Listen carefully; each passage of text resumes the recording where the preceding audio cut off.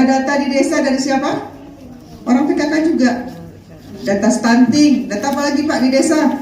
Gizi buruk, ibu melahirkan, ibu hamil, berapa orang keluarga yang kurang mampu dan lain sebagainya, itu juga ada peran PKK di data itu. Ya, untuk itu agar lebih jauh informasi kita terima, kita dengarkan dulu dari tim PKK Kementerian Desa. Bapak-bapak sebenarnya bukan nggak tahu, Bu, tapi nggak mau tahu. Padahal Ibu PKK adalah orang yang berjasa atas keberhasilan Bapak. Ya, beres. Hidup PKK. Hidup PKK. Hidup.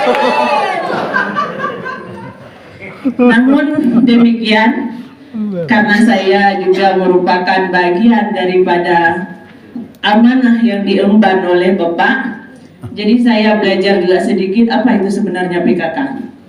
PKK adalah pemberdayaan kesejahteraan keluarga. Sudah pasti yang di dalamnya sudah pasti ibu-ibu, karena kalau buktinya waktu Ibu Eva tanya dulu, kalau bilang PKK yang teringat di benak Bapak apa? Arisan, ya kan? Nah, kalau berbicara arisan sudah pasti di situ ibu-ibu. Padahal bukan demikian. PKK itu adalah suatu organisasi kesejahteraan kemasyarakatan untuk memberdayakan perempuan dalam berpartisipasi dalam pembangunan. Seperti yang Ibu Eva jelaskan tadi, mungkin dari kemarin sudah bilang bahwa kesuksesan seorang bapak itu ada wanita hebat di belakang. Ya. Hari ini saya ulang kembali, boleh Pak ya? Ya, ya. Awas Pak. Kalau nggak senang nanti komentarnya. Di kamar. Di samping itu juga TPK adalah tim pemberdayaan keluarga. Ini bukan hanya Ibu PKK, tapi terdiri dari suatu tim. Kalau kita berbicara tentang tim, berarti anggotanya lebih dari satu.